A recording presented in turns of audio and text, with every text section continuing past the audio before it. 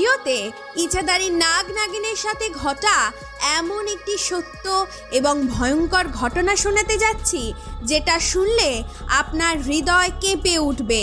উত্তরপ্রদেশের একটি প্রত্যন্ত গ্রামে একটি ইছাধারী নাগিন গ্রামের হাজার হাজার মানুষের সামনে একটি বাচ্চার জন্ম দিয়েছিল। কিন্তু গ্রামের লোকেরা ওই নাগিনটির সাথে যা করেছিল তার ফলে ইছাধারী নাগিনটি রেগে গিয়ে গ্রামের যা অবস্থা করেছিল সেটা দেখে সকলের পায়ের তলা থেকে মাটি সরে গিয়েছিল। যদিও এই সম্পূর্ণ ঘটনাটি জানার জন্য আপনাকে ভিডিওটিকে শেষ পর্যন্ত অবশ্যই দেখতে হবে। তো চলুন শুরু করা যাক আজকের ভিডিও। আসলে বন্ধুরা, এটা একদম সত্য যে নাগমণি একটি ইছাধারী নাগ-নাগিনকে অত্যন্ত শক্তিশালী করে তোলে। কিন্তু এমনটা বলা হয় যে কার্তিক পূর্ণিমার রাতে একটি সাধারণ নাগিন ও নাগমণি ছাড়াই বিশেষ ক্ষমতা ধারণ করতে পারে, যদিও ওই শক্তি কেবল রাত পর্যন্তই তাদের কাছে থাকে। এই পূর্ণিমার রাতে তারা যে কোনো রূপ ধারণ করতে পারে, যে কোনো আকার নিতে পারে। তবে নাগ-নাগিনরা স্বয়ং শিবকে নিজেদের আরাধ্য দেবতা বলে মনে করেন। কিন্তু এই ভয়ঙ্কর ও চমৎকার ঘটনাটি উত্তরপ্রদেশের একটি প্রত্যন্ত গ্রাম সালংপুরে ঘটেছিল।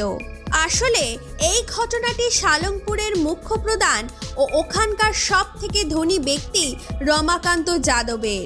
রমাকান্ত যাদব আজ থেকে প্রায় 5 বছর আগে একজন অত্যন্ত গরিব ও অতি সাধারণ মানুষের মতো জীবনযাপন করে আসছিল। সে প্রায়শই জঙ্গলে গরু ছাগল চড়াতে যেত। ফলে একদিন সে গরু ছাগল চড়াতে চড়াতে জঙ্গলের শেষ প্রান্তে চলে গিয়েছিল। ওই জঙ্গলে একটি গাছের নিচে একটি ইছাধারী নাগিন ও নাগ বসবাস করত।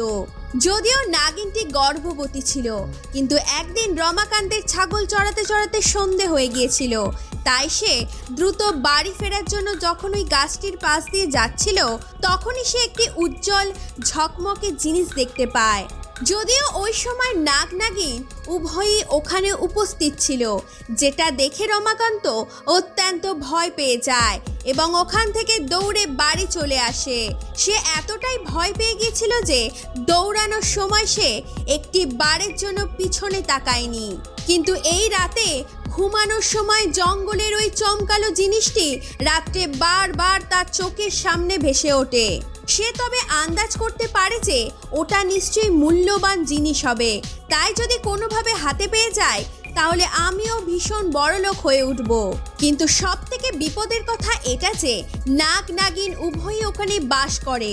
পরের দিন রমাকান্ত যাদব আবারও জঙ্গলের গাছটির গোড়ার কাছে গিয়েছিল এবং কিছুটা দূর থেকে লুকিয়ে লুকিয়ে গাছের গোড়ায় থাকা নাগ-নাগিনকে দেখতে থাকে। তবে কিছুক্ষণ দেখার পর লক্ষ্য করে যে নাগিনটি গর্ভবতী। তাই সে পুনরায় বাড়িতে ফিরে এসে রাতের বেলা ভাবতে থাকে যে একটা ভালো সুযোগ আছে। যখন নাগিনটি নিজের বাচ্চাকে জন্ম দেবে তখনই আমি নাগমণিকে চুরি করে নিয়ে আসতে পারবো, কেননা সেই সময় নাগিনের শক্তি কিছুটা কমে যায়। তবে তার আগে নাগটিকে মেরে ফেলতে হবে।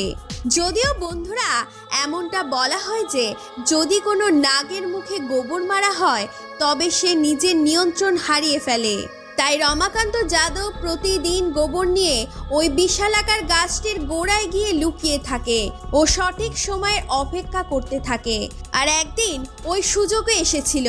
যখন নাগিনটি নিজের বাচ্চাকে জন্ম দিতে যাবে তখনই রমাকান্ত লুকিয়ে পিছন থেকে নাগের মুখে গোবর ছুঁড়ে মারে, আর সাথে সাথে নাগটি নিজের নিয়ন্ত্রণ হারিয়ে ফেলে। সেই সুযোগে রমাকান্ত একটি গাছের ডাল নিয়ে নাগের উপর জোরে জোরে আঘাত করতে থাকে। সাথে সাথে নাগটি ওখানে মারা যায়। তারপর নাগিন ও তার বাচ্চাটিকেও মেরে ফেলে। গাছের গোড়ায় থাকা নাগমণিটিকে হাতে তুলে দ্রুত বাড়ির উদ্দেশ্যে রওনা দেয়। কিন্তু তাড়াতাড়ি করতে গিয়ে সে এটা দেখেনি যে নাগিনটি পুরোপুরি মরেনি। তাই কোনোভাবে নাগিনটি প্রাণে বেঁচে যায়। নাগিনের যখন জ্ঞান ফিরে আসে তখন সে তার স্বামী এবং বাচ্চাটিকে মরে পড়ে থাকতে দেখে। যেটা দেখেই সে ভীষণ দুঃখ কষ্ট পায় এবং প্রতিশোধের আগুনে জ্বলতে থাকে। সে নিজের নাগ ও বাচ্চার মৃত্যুর প্রতিশোধ নেওয়ার জন্য পাগল হয়ে ওঠে। কিন্তু তার কাছে নাগমণি না থাকার কারণে নিজের শক্তিকে প্রয়োগ করতে পারছিল না। তবে তখনও সে তার রূপ পরিবর্তন করতে পারত। অন্যদিকে রমাকান্ত যাদব যখনই তার হাতে নাগমণি আসলো তখন থেকে তার জীবনযাপন সম্পূর্ণ পাল্টে গিয়েছিল। যদিও রমাকান্ত জানতো যে এটা কেবল নাগমণিরই চমৎকার। তারপর থেকে পুরো গ্রামে তার নাম ছড়িয়ে পড়ে। তারপর পাশের একটি গ্রাম থেকে তার জন্য একটি ভালো সম্বন্ধও এসেছিল। কিছুদিন বাদ সুকন্যা নামক একজন সুন্দরী মেয়ের সাথে তার বিবাহ হয়। সুকন্যা তার স্বামী রমাকান্তকে ভীষণ ভালোবাসতো, তাকে ভীষণ সম্মানও করত। তাদের জুড়ি সমস্ত গ্রামে পরিচিত হয়ে ওঠে। অন্যদিকে ওই নাগিনটি একজন পুরুষের রূপ ধারণ করে দীপক নাম করে মুন্সির কাজ করতে থাকে আর আস্তে আস্তে রমাকান্তের কাছে বিশ্বাস অর্জন করতে থাকে। ফলে রমাকান্ত দীপকের বিশ্বাসযোগ্যতা এবং রমাকান্তের প্রতি ভালোবাসা দেখে সে দীপককে ভাইয়ের মর্যাদা দেয়। তবে একদিন সুকন্যা নিজের স্বামীর কাছে বলতে থাকে, তুমি বাবা হতে চলেছ আর আমি মা হতে যাচ্ছি, মানে আমি গর্ভবতী। স্ত্রীর মুখ থেকে এমন সংবাদ শুনে সে খুশিতে মেতে উঠেছিল এবং সেদিন সে নিজে তার মুন্সি দীপকের কাছে গিয়ে তাকে বলে, দেখো আমার কোনো ভাই নেই, কিন্তু যখন থেকে তুমি এখানে কাজ করতে এসেছো তো তোমার ব্যবহার ও বিশ্বাসযোগ্যতাকে দেখে আমার ভীষণ ভালো লেগেছে আর তখন থেকে আমি তোমাকে নিজের ছোট ভাইয়ের মতো মনে করি। তবে আজ আমি ভীষণ খুশি, তাই আজ আমি তোমাকে আর আমার স্ত্রীকে একটি বিশেষ জায়গায় নিয়ে যাব, কারণ এই পৃথিবীতে তোমরা ছাড়া আর কেউ নেই। নিজের স্ত্রীকে এবং দীপককে গাড়িতে বসিয়ে গ্রামের একটি নির্জন এলাকায় ছোট্ট কুঁড়ে ঘরের কাছে দাঁড়িয়ে যায় ও তাদের বলতে থাকে, আমি যখন ছোট ছিলাম এই ছোট্ট ঘরেই আমাকে আমার মা জন্ম দেবার পরেই মারা গিয়েছিল এবং আমার পিতা তো অনেক আগেই মারা গিয়েছিল।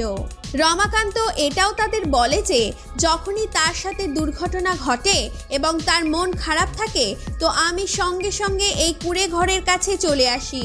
এখানে এলে আমি অন্য রকম অনুভূতি ও সুখ পাই, যেটা শুনে তাদের দুজনের চোখে জল এসে যায়। তারপর ওখানে কিছু সময় কাটানোর পর যখন পাহাড়ের রাস্তা বেয়ে বাড়ির দিকে ফিরে যাচ্ছিল তো হঠাৎ করেই তাদের গাড়ি একটি পাথরের সাথে ধাক্কা লাগে। তার ফলে গাড়িটি ভেঙে যায় এবং রমাকান্ত গাড়িতেই আটকে যায়, কিন্তু তার স্ত্রী সুকন্যা পাহাড় থেকে নিচে পড়ে গিয়ে একটি গাছে আটকে যায় আর ওই গাছটির নিচে একটি বড় খাদ ছিল। যদিও বন্ধুরা ওই রাতটি ছিল কার্তিক পূর্ণিমার রাত, ফলে দীপক নিজের শক্তি ফিরে পেয়ে পুনরায় নাগিনের রূপ ধারণ করে নেয়। অন্যদিকে রমাকান্ত দীপকের এমন রূপ দেখে চমকে ওঠে, কেননা দীপক যখন সম্পূর্ণ নাগিনের রূপ ধারণ করে নিয়েছিল, যার পর নাগিনটি রমাকান্তকে বলতে থাকে, তুমি আমার ঘর সংসার তছনছ করে দিয়েছ, আমার স্বামী সন্তানকে মেরে নাগমণি চুরি করে নিয়েছ, তাই আজ আমার কাছে বদলা নেওয়ার এটাই একমাত্র সুযোগ। যদিও রমাকান্ত আহত হয়ে গাড়িতে আটকে পড়ে, তাই সে কাঁদতে কাঁদতে বলে যে তুমি আমাকে মেরে ফেলো, তাতে আমার কোনো দুঃখ নেই, কিন্তু আমার স্ত্রী গর্ভবতী, ওকে তো তুমি ছেড়ে দাও। সেই কথা শুনে নাগিনের সেই স্মৃতি মনে পড়ে যায় যে কেমন দুঃখ কষ্ট লাগে যখন কোনো নিজের কোনো আপনজনকে তার কাছ থেকে কেউ আলাদা করে দেয়, যেটা তার জীবনের সব থেকে বড় বেদনা ও কষ্টদায়ক। তবে রমাকান্তের তার স্ত্রীর প্রতি পবিত্র ও সত্যিকারের ভালোবাসা দেখে নাগিনটি তাকে ক্ষমা করে দেয় ও তার স্ত্রী সুকন্যাকে গাছ থেকে উদ্ধার করে তাকে বাঁচিয়ে দেয় এবং তাদের দুজনকে হাসপাতালে পৌঁছে দিয়ে নিজে ওই জঙ্গলের ওই গাছটির কাছে চলে যায় এবং সারা জীবনের জন্য নিজের প্রাণ ত্যাগ করে।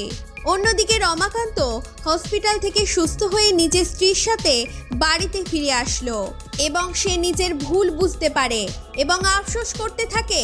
তাই সে নাগমণিটিকে নিয়ে গাছের গোড়ার কাছে চলে যায় এবং সেখানে গিয়ে গাছের গোড়ায় নাগমণিটিকে রেখে দিয়ে কাঁদতে থাকে এবং সন্ধ্যাবেলায় বাড়ি ফিরে আসে।